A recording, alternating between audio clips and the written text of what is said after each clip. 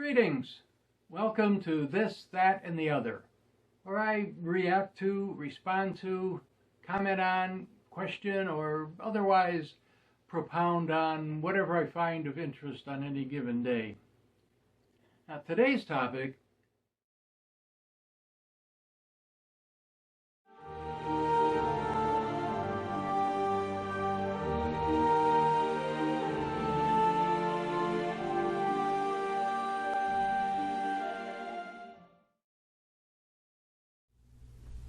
When last we were in Minas Tirith, Denethor had just shamed Faramir into taking his company and setting out on an apparent suicide mission. The big talk around the city was, will Rohan come? Gandalf tries to calm their fears by reminding them that the errand rider couldn't have gotten to Rohan and back in only 2 days. That night, word came that a host had issued from Minas Morgul and was approaching Osgiliath, along with masses of Southrons. And worst of all, the host was led by the Black Captain. Next morning was as dark as the night, and all the incoming news was bad. The enemy had crossed the river. They were crossing the Pelennor. All men in the city stood to arms. Gandalf rushed to the aid of those fighting in the fields. The outer walls of the Pelennor were breached, and the causeway forts were overrun. A line of wagons led by Gandalf approached the city carrying the wounded. He went at once to report to Denethor. All the while the cry went up, "Where is Faramir?" Faramir's men were outnumbered at least 10 to 1, but were not totally wiped out, and still managed to gather up survivors from the outer villages and march back to the city. As they neared the gates, a sortie set out to cover them, the scene being much the same as shown the first time Faramir returned. Besides Gandalf, of course, the sortie was led by Imrahil, Prince of Dol Amroth, who I should have introduced earlier, and who should have been in the movie, but wasn't. He ranked third in the Gondorian hierarchy, behind Denethor and Faramir. In fact, between Denethor's death and Faramir's recovery, he was in charge of the city, according to one account. The remnants of the forces filed into the city. They reached the gate of the city and entered, stepping proudly, and proudly the people of the city looked on them and cried their praise, and yet they were troubled in heart, for the companies were grievously reduced. Faramir had lost a third of his men. And where was he? Last of all he came. His men passed in. The mounted knights returned, and at their rear the banner of Dol Amroth and the prince. And in his arms before him on his horse he bore the body of his kinsman, Faramir son of Denethor, found upon the stricken field. Faramir! Faramir! Men cried, weeping in the streets. But he did not answer, and they bore him away up the winding road to the citadel and his father. Even as the Nazgul had swerved aside from the onset of the White Rider, there came flying a deadly dart, and Faramir, as he held at bay a mounted champion of Harad, had fallen to the earth. Only the charge of Dol Amroth had saved him from the red Southland swords that would have hewed him as he lay. The Prince Imrahil brought Faramir to the White Tower, and he said, "Your son has returned, Lord, after great deeds." And he told all that he had seen. But Denethor rose and looked on the face of his son, and was silent. Then he bade them make a bed in the chamber, and lay Faramir upon it and depart.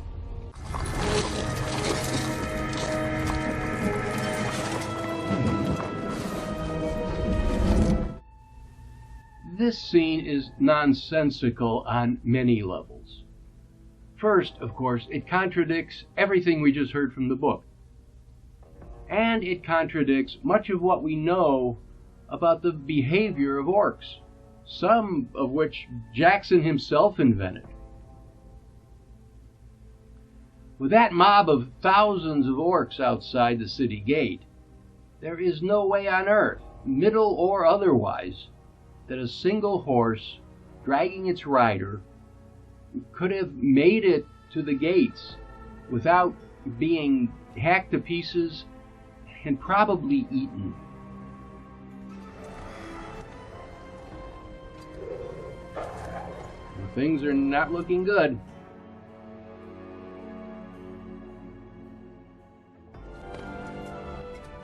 They were outnumbered.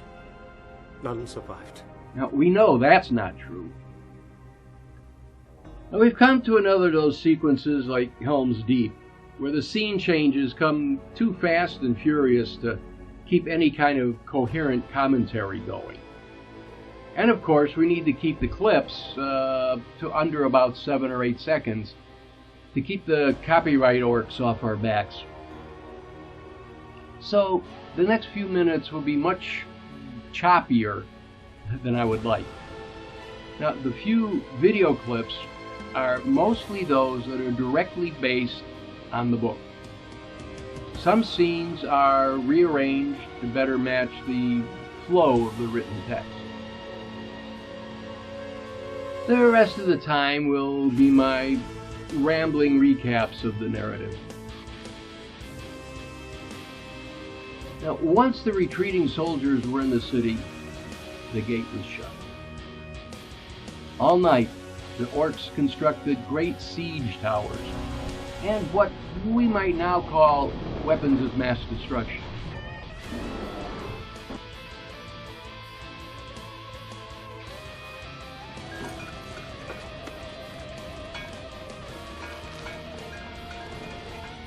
As soon as the catapults were set, they began to hurl missiles over the walls and battlements.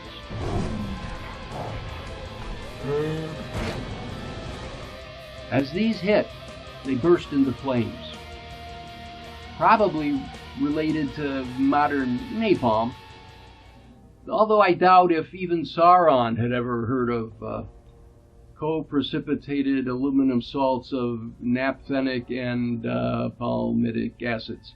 An even more horrible onset of aerial ammunition was to follow. Quote, all the heads of those who had fallen fighting at Osgiliath. Unquote. And the Dark Tower had yet another greater weapon, dread and despair. The Nazgul came again. They flew out of sight and beyond range, but their deadly voices filled the air. During this day, Faramir lay upon a bed in the chamber of the White Tower, and soon the word dying was heard throughout the city. His father sat with him, saying nothing, and no longer giving any heed to the defense of the city. Pippin stood by the entire time, sadly watching Denethor deteriorate. Quote, it seemed to him that Denethor grew old before his eyes. Unquote. Pippin asked if Denethor had consulted Gandalf. Denethor snapped, comfort me not with wizards. The fool's hope has failed. Denethor laments, at long last. I sent my son forth, unthanked, unblessed, out into needless peril. And here he lies with poison in his veins. In his despair, Denethor relinquishes control of the city. Follow whom you will. So it was that Gandalf took command of the last defense of the city, without beating Denethor senseless.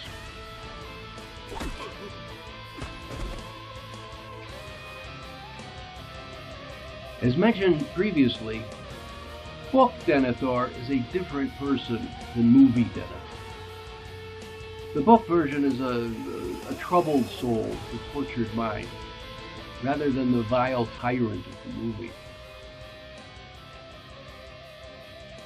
These next few scenes are so mind-bogglingly out of sequence that I'm not really quite sure how to deal with them. Many of the lines are from the previous scene just outlined. Why do the fools fly?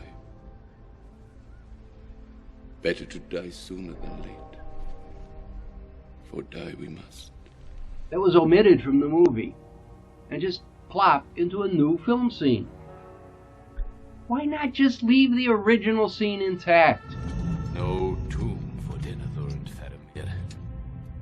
No long, slow sleep of death embalmed. We shall burn like the heathen kings of old. Denethor releases Pippin. Peregrine, son of Paladin, I release you from my service. Not quite like this. Pippin declines, but does take his leave for the moment. Do as you will, Master Halfling, said Denethor. Seems best. My life is broken. Send for my servants. He turned back to her.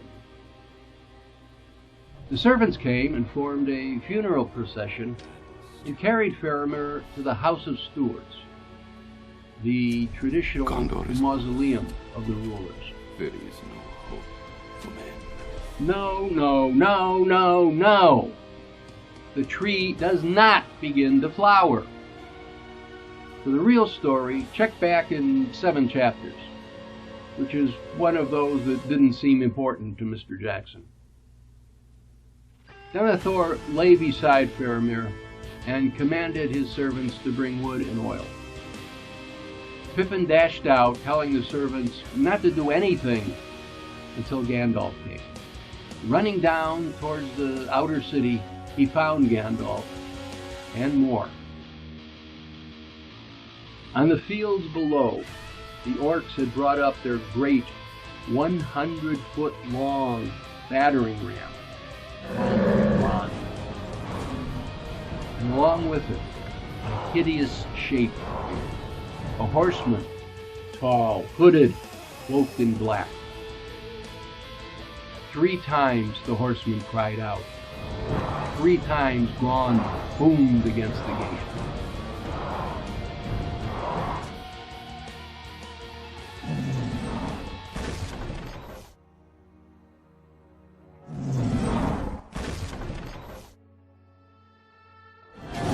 The 3rd time, the great gate of Gondor broke. In rode the Lord of the Nazgul. No, rode in. On a horse, not flying on a fell beast. He entered through the archway that no enemy had ever passed. All fled before him. All except one, that is. Gandalf, sitting astride Shadowfax. Go back to the abyss! Fall into the nothingness that awaits you and your master!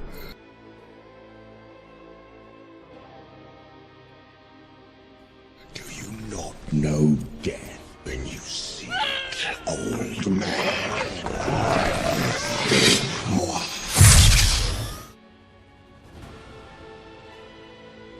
Gandalf did not move. At that moment, somewhere in the city, a cock crowed. As if in answer, from far away came another note. Horns! Horns! Horns! Rohan had come at last! Now, as we are following the tale chronologically, we need to turn aside to cover 3 other events that were happening simultaneously. First, the ride of the Rohirrim. Now, the film scene did not occur.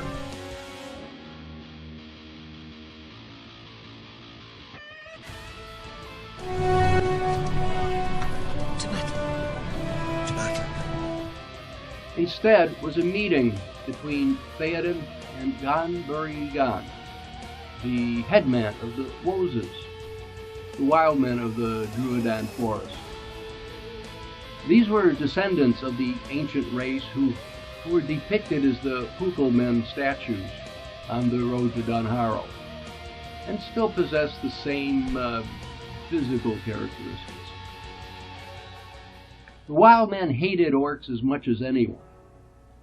Although they refused to fight along with the Rohirrim, they did offer to act as scouts and to lead Theoden's men along secret paths through the forest, so as to come to Gondor unseen and unhindered by Sauron's forces. This offer was gratefully accepted. But there were evil tidings as well. On the trail, scouts discovered the body of Hurgon, the errand rider of Gondor. He had been killed on his way back to Minas Tirith. So Denethor never found out that Rohan was coming. The second event was far to the south. Aragorn and company, including the army of the dead, had arrived at Pelargir. They utterly vanquished the Corsairs.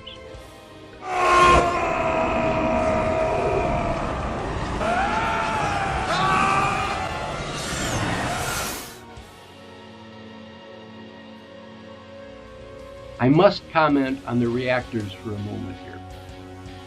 There's a great joke here in the movie version that's usually lost through cutting the scene too quick or mindlessly jabbering. When the head Corsair says, "Quarters by you and whose army?" you know. You just know. As sure as the Ilúvatar made little green apples, someone will respond.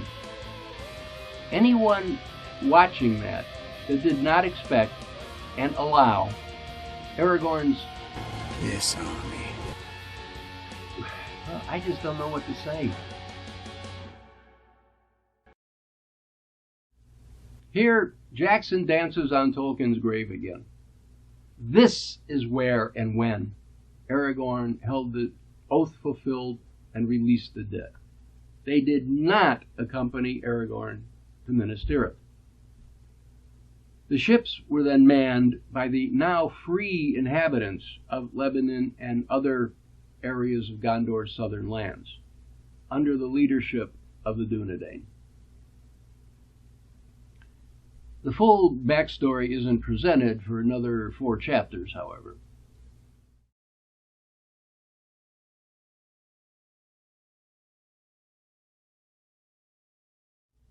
And the third is back in Mordor, where Sam is trying to rescue Frodo.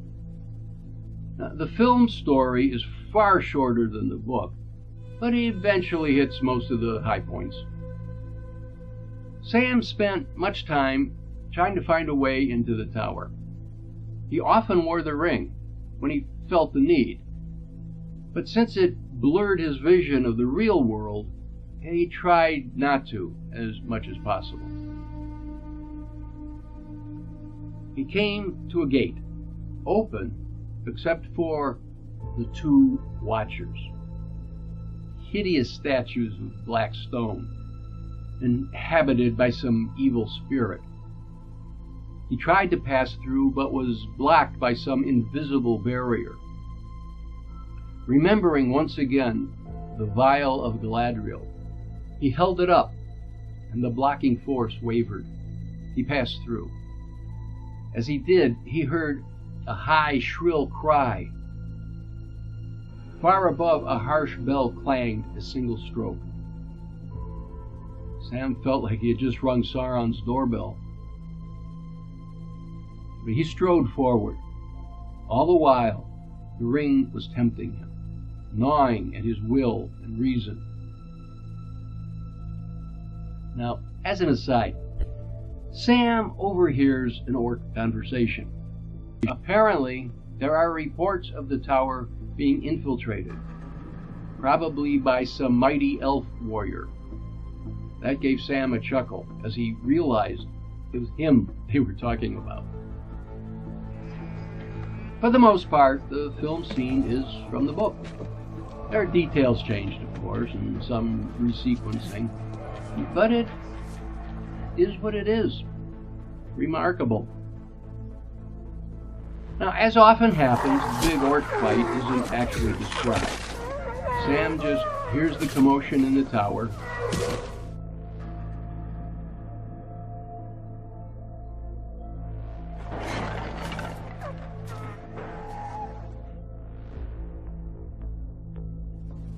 And comes across the aftermath after he passes through the gate.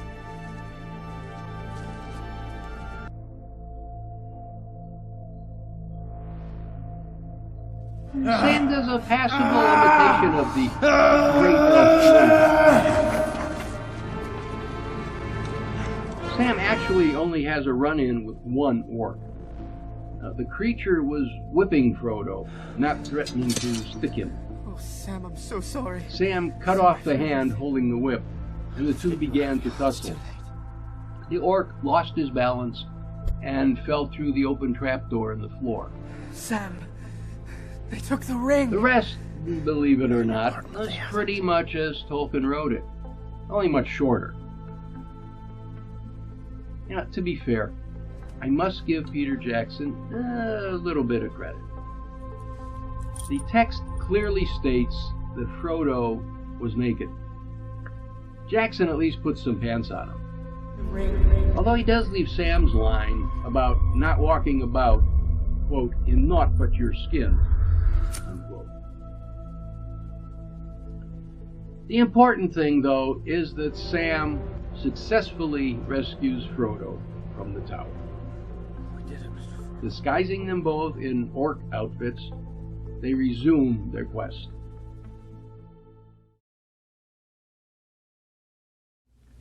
Once again, we have been defeated by the clock. But fear not, reinforcements are on their way, and we will soon emerge victorious. Thanks for watching, and remember all the support stuff.